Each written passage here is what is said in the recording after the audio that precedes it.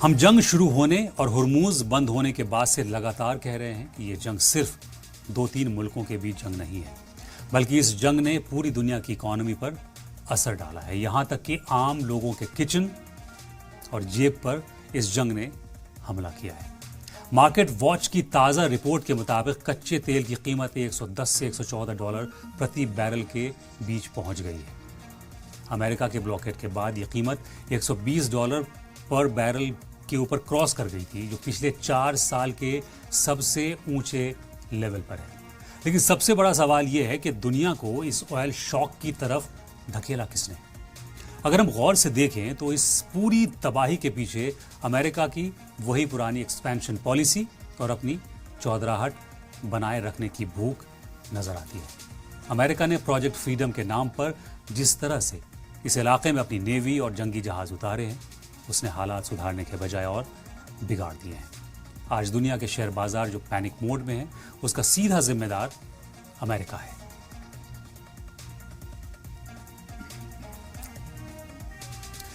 जब हुर्मुज़ जैसे रास्ते पर जंग के बादल मंडराते हैं, तो इसका मतलब है कि दुनिया की कुल ऑयल सप्लाई का लगभग 20 से 30% हिस्सा खतरे में पड़ गया है।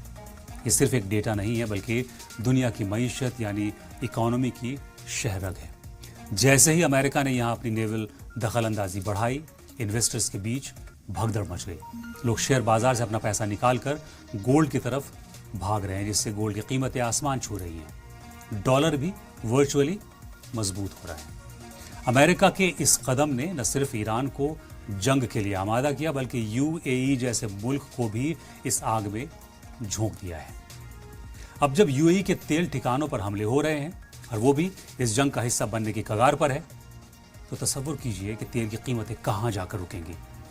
एक्सपर्ट्स को डर है कि अगर ये तनाव कुछ और दिन चला तो कच्चा तेल $150 पर बैरल के पार भी जा सकता है। जैसा कि ईरान पहले दिन से कह रहा है कि अगर हम पर थोपी गई जंग लंबी खींची गई, तेल की कीमतें $200 पर बैरल तक पहुंचेंगी। इस बढ़ती कीमत का सीधा असर आम आदमी की जिंदगी पर पड़ रहा है।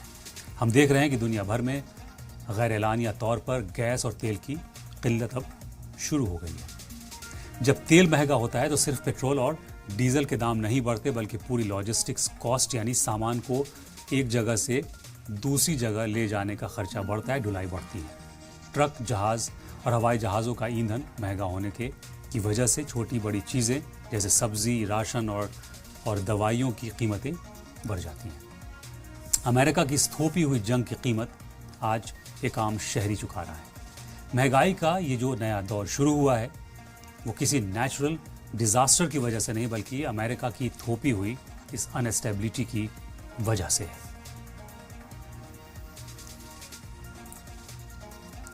उधर IMF यानी इंटरनेशनल मॉनेटरी फंड ने भी बहुत ही सख्त लहजे में वार्निंग दी है कि अगर ये जंग लंबी खिंचती है तो दुनिया एक बहुत बड़े ग्लोबल रिसेशन यानी मंदी की चपेट में आ जाएगी। द गार्डियन की रिपोर्ट में भी ये साफ कहा गया है कि मंदी का ये खतरा अब हमारे दरवाजे पर दस्तक दे रहा है।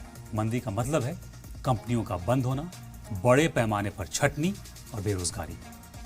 अमेरिका ने अपनी सिक्योरिटी और बालादस्ती के नाम पर जो खेल शुरू किया है, वो पूरी दुनिया की इकोनॉमी को ICU में ले जा सकता है।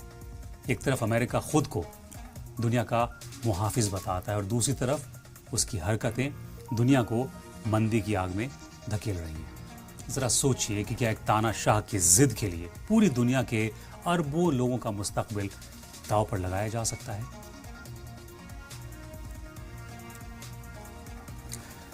यूएई का इस जंग में घसीटा जाना इस क्राइसिस को और भी ज्यादा संगीन बना देता है। यूएई जैसा मुल्क जो दुनिया के लिए कारोबार का मरकज है, अगर वहां तेल की किल्लत और हमले होते हैं तो पूरी सप्लाई चेन टूट जाएगी। हम बार बार कह रहे हैं कि इस जंग की कीमत सिर्फ लड़ने वाले मुल्क नहीं, बल्कि वो लोग भी चुका रहे हैं जिनका इस जंग में कोई लेना देना नहीं है। अमेरिका ने आज़ादी के नाम पर जो मिशन शुरू किया है, उसने असल में करोड़ों लोगों की माशी आज़ादी छीन ली है। आज मिडिल क्लास और गरीब लोग महंगाई के बोझ तले दबे जा रहे हैं, जबकि हथियार बनाने वाली अमेरिकी कंपनीज इस जंग से मुनाफा दोनों हाथों से लूट रही हैं।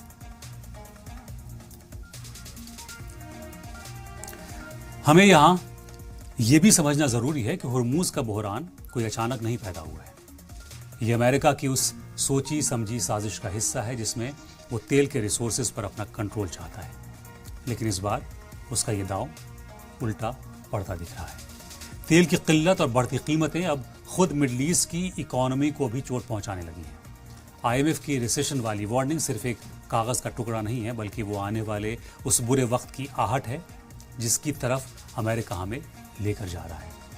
अगर वक्त रहते डिप्लोमेसी का रास्ता नहीं अपनाया गया और अमेरिका ने अपनी जिद नहीं छोड़ी तो वो दिन दूर नहीं जब दुनिया के पास तेल तो होगा, लेकिन उसे खरीदने के लिए जेब में पैसे नहीं बचेंगे। ये जंग किसी की जीत नहीं, बल्कि पूरी इंसानियत और दुनिया की मईशत की हार की तरफ बढ़ रही है।